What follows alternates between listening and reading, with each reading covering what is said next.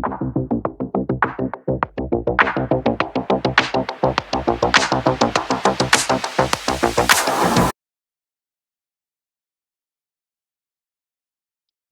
good morning. This is Dana Hansen. I'm the president of End Zone Sports, and I'm super pumped to be interviewing Shane Westbrock. Shane, how are you? I'm doing good, Dana. Thanks for having me on. Super excited here. Good to see you. You're looking awesome in that shirt, man. I'm loving those colors. Thank you. Thank you. Got to go with the end zone colors as always. Yeah, man, always branding. Hey, so tell everybody about yourself. Where you from? Did you grow up playing sports? What's your background? Yeah, so I was born and raised in the 813 in Tampa, Florida. I grew up playing any and every sport possible. My early years played football, soccer, basketball, baseball. And then as I got into high school, really focused on football and soccer. Those were my always my two favorite. And then when you're playing high school sports in Florida, it's mostly year round, no matter the sport, because it's so competitive here. So really focused on football and soccer in high school. And yeah. Has anyone ever told you that you look like Christian McCaffrey or John Claude Van Damme? I don't know who John Claude Van Damme is, but I've gotten Christian McCaffrey a couple times. I out of my league, I've had a couple people say that to me. Christian McCaffrey, and it's an honor. I'll always like take being compared to Christian McCaffrey. That's Hey, the guy's a stud. The guy's a it. stud. The other guy is was a really huge martial artist in the 80s and 90s. Like he blood sport, man. You got to watch blood sport. Yeah, You're gonna yeah. be like, that's Was he in UFC before UFC was around? nah, he was more like movies. He Oh, just okay, did okay. movies, yeah. So speaking of sports, do you have a favorite sports team? Favorite, do you have who's your hero? Yeah, absolutely. So even though my two main sports were football and soccer, I really have never gotten into watching soccer. I actually can't stand watching it. It's too slow. But my favorite sport by far is football. I love watching it. NFL draft is tonight, and I've been looking forward to that for 2, 3 weeks. Been scrolling, looking through Twitter on who my team's going to draft. Favorite football team are the Cincinnati Bengals. Even though I'm from Tampa and all my mom's side of the family are Bucks fans, my dad got a hold of me before anybody else, and bred me to be a Bengals fan, and we went through some hard years, but things are looking bright now at the helm with Joe Burrow there. A big Tampa Bay Lightning fan. That's the only Tampa team I really cheer for, but every other team are Ohio-based teams between the Bengals, the Reds, Ohio State. So yeah, Ohio at heart. So you're saying brainwashing is effective. That's what I'm getting. Absolutely. My grandpa and dad both brainwashed me. My grandpa with Ohio State, my dad's a Florida State fan, in terms of college football. So my grandpa brainwashed me to cheer for Ohio State, and my dad the Bengals. So they kind of each picked their team and bred me to be a fan of them. No, it makes a lot of sense. I know your grandfather and your dad, obviously. Mhm. So I get how influential that they can be because they're pretty passionate about their Oh teams. yeah, oh yeah. Which is hard because for my dad, it ever since about 5 years ago, the Bengals were a pretty terrible team for 20 years. Could never get over the hump. So he was loyal, and I think that's one of the things that stuck with me the most is seeing him cheer for them, even though they were pretty terrible. Had a lot of respect for it. So Hey, that's the test of a true fan, man. That I love that. Hey, do you have a favorite sports memory, either personal memory of yourself or professional or both? yeah, yeah. I have a couple that stick out between watching Ohio State win the national championship in 2014 with my grandpa and watching the Lightning win back-to-back Stanley Cups a couple years ago. But by far the best sports memory for me is when the Bengals beat the Chiefs in Arrowhead Stadium a couple years back to go to the Super Bowl. It's just we hadn't won a playoff game prior to that in 31, 32 years. And one season we make the playoffs, win our first playoff game, and then next thing you know, we're going to the Super Bowl. And we were very front row. It was a game went into overtime. Remember the Chiefs got the ball, and everybody thought that they were going to win because the week before that they played the Bills and the arguably the best playoff football game of all time that went back and forth. And we picked off Mahomes and then went downfield and kicked a game-winning field goal, and it was just surreal. It didn't hit my dad and I until 2 weeks later that we were actually going to be playing in the Super Bowl. That's awesome, man. Yeah, what a great memory. And I'm sure the whole city was celebrating. No, it was unbelievable. It Yeah, was crazy. Yeah, very cool. You kind of grew up playing end zone sports in addition to like high school, on your teams, et cetera. Is that right? I did. I did. Yep. Yeah, I played end zone for since it started. Since I was probably 10 years old and played it all the way up until my senior year of high school with a lot of guys. How would you describe it? What was the feel? It was so much fun, and I think what I liked the most about it was I played in other leagues prior to that before my dad started end zone. One of them I played baseball, like I said, and I stopped playing baseball because I went to a game to watch a team who beat us the prior week, and the parents on the team, that the team who beat me were playing, the parents start chanting, Yankees suck, Yankees Mm, suck to like 10-year-olds. And mm, it was just eye opening for me. I didn't want to be there. I didn't want to be around that sport anymore. It ruined it for me. And then playing in end zone, it just seemed like it was all about the kids. There was never any of that politics or drama. It had a strong leadership, and it was just all about kids. It's all about having fun, healthy competition. We kept score and had a playoff system. 'Cause you got to teach kids at a certain point you win and lose games, but at the same time it was healthy competition. Teams won with their heads held high, lost with their heads held high. So it's just there's no funny business out of the league. It was all about kids. Every coach cared about the kids. And at the end of the day, it was just fun. And looking back on it, I just think about how much fun I had participating in the leagues. yeah, I love that. That's a great example too. It's all about sportsmanship, and yeah, that kind of speaks a lot to Yeah, organized you could sports, to be tell, honest. even for me being 11, 12, 13 years old, going out the end zone, playing, I could tell there's a certain culture there where it was safe for kids, and we could just be ourselves. You weren't going to have parents from another team yelling at you or any of that kind of stuff. So it was just a good time. No, I love that. Hey, what's your role with End Zone now at corporate? Yeah, so I do franchise support, help out any franchise owner who needs assistance, whether it's a new franchise owner who just got out of training or it's a longtime franchise owner who is running into a bit of a speed bump and need a little assistance with things. So, to make a long story short, I help out with anything from day-to-day tasks to long-term projects, whether it's on the end zone junior side of things or it's the league side of things. I'm open to franchise owners 24/7. I talk to them at 8 in the morning all the way up to 8, 9 o'clock at night because I know as a franchise owner as well that at any point in the night, a problem can occur, especially on a Friday night before a game. So I know that stress that can happen 12 hours before a game starts on a Friday night when you find out a coach isn't going to be there. So I want to make myself available to franchise owners to kind of be that person they can lean on and rely on if they ever need help with anything.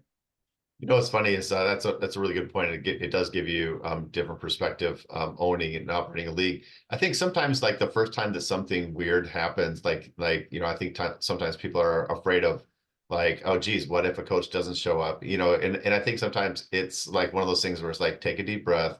Mhm. Like this is not that big of a deal. Let's talk through it, and here's what we do. And so I think in our minds, it builds up like this fear that's really, it may be like worst case scenario that really can't match the reality of this anyway. And at the end of the day, this isn't rocket science. We're playing games, we're having fun, we're putting smiles on faces.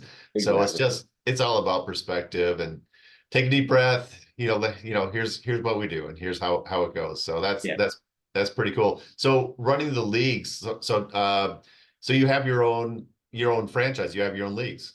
I do. Yeah, yeah. Just on the other side of Tampa, closer to the Gulf of Mexico, in a little area. Some people might have heard of it called St. Petersburg, just south of Clearwater. Yeah, some people might have heard of that Yes. little sleepy town. Yeah. Yeah, Which is growing like crazy. It's crazy. unbelievable. It is. Yeah. So how long have you been operating a sports league there, and how's it going? Yeah, we started operation. It'll be 3 years in June. So this June will be our 3 year anniversary. And it's been awesome. It's been a lot of adapting and learning how to approach problems, how to handle problems, and that's one of my favorite things to do as a franchise owner is handle these problems. A lot of people like to have a routine that they come into work, they do this, they do this, they do this, and they go home for the day. But I'm the type of person who enjoys the challenges that come with things, and being the person at the helm of the boat to handle all problems. I just have that mentality that whatever happens, I can handle it. I'm prepared to handle it. And um, seeing my dad run end zone that I played in, I was always kind of silently watching how he did things. I always looked up to him. And now it's really cool to have my own thing, and I take a lot of pride in it being mine. That I asked to be treated like a normal franchise owner, like anybody else. Just approaching every day, putting in my best effort to make sure that there's no problems. But at the end of the day, you can't control everything, and there's going to be those problems. And just, I love being the one to handle those and keep everything at ease. Oh, love that. Hey, so tell me a little bit about your franchise. How many kids, what sports, how, like share a little bit about that if you would. Yeah, so I have all the own the rights to Pinellas County. So our exact league is in a subdivision of St. Petersburg called Seminole. We play in Seminole. This season we have just under 400 kids. We've been kind of stable around 400 kids, and that's a total between the three sports we do, being soccer, flag football, and cheerleading. Flag football is our biggest sport, which is kind of surprising. Normally soccer is the biggest sport, but Seminole is a very, very tight knit community, a lot of great families. And for some reason, it's just a very big flag football community. It's like every kid between the ages of 5 to 12 in Seminole plays flag football. They play it recreationally at end zone, and then they play competitive on tournament teams too. Um, so flag football is our biggest sport, and then we have soccer as well. Soccer was our first sport, and then we brought in flag football about 2 years ago, 1 year into us being in operation. And this past season, winter season, we were just under 400 kids. Man, that's awesome. That's a terrific job. What are your goals for the franchise in terms of kids or revenue or? Yeah. So at some point soon, we're gonna be opening up our second location, just because we're gonna max out at our Seminole location here pretty soon. I think the max number for kids there is around 500, just because it's hard to have 1,000 kids in a league in terms of parking and daylight time too. If you have that many kids and that many teams, you may not be able to get all those games in one day. So I think 500 kids will be our max at that location. Then once we hit that, probably in the next 12 months or so, we'll be looking to expand, probably go north somewhere into Clearwater and open up our second location. Tap into that market, see if they want to do soccer or flag football, get some feedback from some families, and go from there. Hey, that's awesome. Hey, biggest month so far revenue wise. What's that look like? Yeah, great question. So that was actually this past February, 2 months ago. We did 28,000 in revenue, biggest month by far. It was just all thanks to executing during the league. The better league you run, the more people who are going to find out about it. And just keeping your foot on the gas with marketing, never being satisfied, treating every day like you only have 5 kids registered, even though there's much more than that, and just going at it full speed. Hey man, congratulations. That's killing it. Thank you. Yeah. So yeah, Yeah. I know you cracked the top 10, I think that month. And I know nobody was more proud than your dad. I think Yeah. that's pretty cool. And to see you do this on your own, like that's, it's a proud moment. So Yeah. and I think we all feel proud for you. I remember when you were just a kid kid as Yeah. well.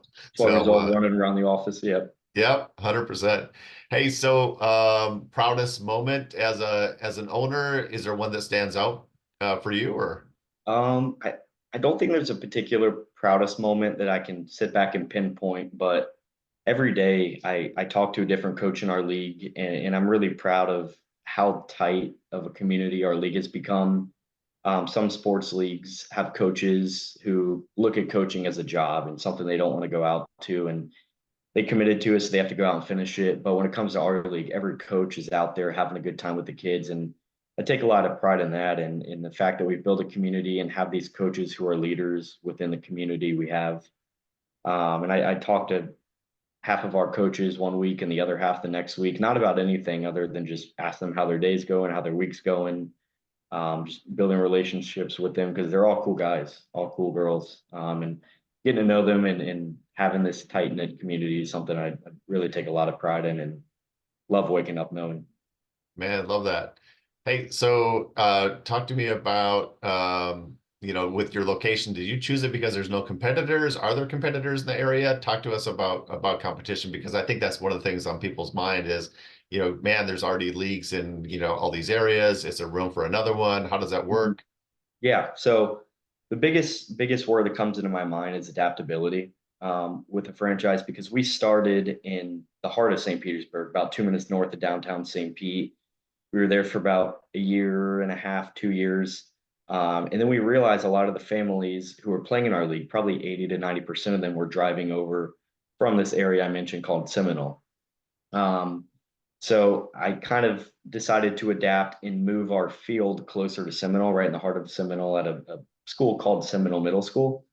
And there were challenges because there is a huge recreation program there as well, who had been around for 15, 20 years, impacted a lot of people in the community. So we knew there were going to be negatives and drawbacks to moving there, with the negatives or the positives being the amount of kids in the area, but the negatives being the competition. Um, but I bet on ourselves. I knew that we had a great staff, and with marketing, no one works harder than us. So we decided to move out there. At that point, when we moved over to Seminole, we had about 100 and kids in our flag football program, probably 200 kids in our league total.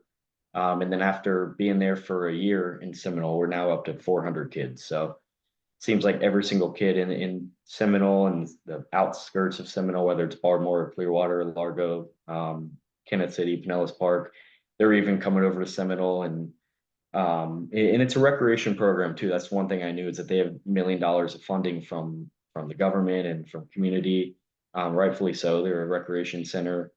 So I knew that we had to just be better than them in general, whether that was through organization, communication, building relationships, having a culture at our league, and we executed on that goal and have built a really successful program out there. Hey, I love that. I was actually going to ask you what you feel are the things that really kind of make us stand out, but yeah, I think you just nailed them right, right Yeah. there. I think parents really appreciate a well-run machine Hmm. where they are, like that communication is there, things are working as they're supposed to, and it's a fun experience for them and their kids, so they're great. So yeah, appreciate that. Just to move on to shift gears a little bit into more personal stuff. I know recently you had this wonderful hairstyle called a mullet. I did. So why the mullet in the first place? How did that come to be? You know, it had a lot to do with my girlfriend. She said, you should try growing your hair out, and I think she said that because I talk about it a lot. And my friends always in college gave me a hard time for my hair. They said they had a yacht haircut that was swept off to the side that I have now that I went back to clearly. So I decided, you know what, I'm can't have a mullet when I'm 45 years old. I don't think it would work. I'm only young for so long. Let's grow it out. Let's see how it works. And I really enjoyed it. Looking back on it, I think I wore hats 6 days a week because it was a lot to maintain. It wasn't very fun, but when the mullet was mulleting, it was mulleting. It looked good on certain days. I miss it. But after I cut it, I called my mom, like, I feel like myself again now. I feel like I'm Shane again. I have my short hair back. So it was a good run. Mullet and I had about a 12-month run together and it was a great time, but glad it's gone. That's actually pretty funny. Before I went in the Air Force, I actually grew my hair long too. And Mhm. I know it's probably hard to imagine me with long hair, but but I That's knew on your schedule? my yeah, Wow. I knew my head was about to get buzzed, and so I'm Mhm. like, hey man, I'm gonna I'm gonna ride it out as long as I could. Take Uh, advantage of it while you can. Yeah. yeah, no, totally get it. Yeah. I And then felt what's that? I was gonna say real quick before we move on from the hair, I cut it because my girlfriend actually looked at me one day. She's like, "Your hair's getting really long," and she's the nicest person in the world. She never tell me it doesn't look good, but that was her way of saying, "I think you should probably get it cut." And at that point, I was like, "Okay, it's time to end this. Time to go get a haircut." Well, I think you look sharp, so I'm a fan of the yacht cut or whatever it was that your Whatever friends. they call it. Yeah, I am too. I Yeah. appreciate that. Favorite color? Favorite color? It's always been blue, not a doubt in my mind. Blue's my favorite color. I know a lot of colors can make some arguments for being the best one, but in my opinion, blue. I thought for sure you're going to say orange for the Bengals, but that's interesting. Blue, Yeah. okay. Favorite food? Favorite food? Going back to my Ohio roots here, it's going to be Skyline chili. Very, very controversial food. You either hate it or you love it, and I think I'm in the top 1% of people who love it more than any other food. Wow. Okay. Favorite animal? Favorite animal? Probably a dog. And that answer changed a year ago. I think it used to be like a lion or something, some big strong animal, but I got my first dog about a year ago, and the unconditional love that they have for you, it hit me hard, and they just wanna be happy with you. So dogs are definitely my favorite animal. Hey, dogs are really cool, and you're right, they are super loyal. That probably speaks to your personality too. You know, loyal guy, and I also what's really cool about dogs is they're so smart that I feel like they can read your body language, they can read your Oh yeah. face, like they're just way more in tune as animals. So yeah, Yeah. I totally get that. Um, if you could have a superpower, any superpower, what would it be? You can't steal mine. I won't steal yours. I'll go back to mine. And I actually told this to Shane Larkin, our director of support, and my dad about 2 weeks ago, and they were laughing. They didn't think it was a good one, but I think for a lot of people it could be useful, especially me, considering how much I eat. But what I would do is I would think of any food in the world, no matter what it is. It can be from a certain place, it can be a home cooked meal, and it would appear right in front of me and I would eat it, and it would have however many calories I wanted to have. So if I wanted to have 0 calories, 0 calories. If I wanted to have 800 calories, 800 calories. So any food, whether it's like McDonald's, whether it's Skyline chili, whether it's a filet mignon, whatever it is, appears right in front of you. You know, that's an interesting one. I've never heard that one before, and I get it. That's pretty smart. It'll be even smarter when you're in your 40s and 50s, and it's really easy to gain weight. Oh, So in South, yeah. yeah, so that would be handy. I wouldn't mind having that one myself. Um, Favorite superhero? Do you have one? I did. Or I do actually. Yeah, it's got to be Iron Man.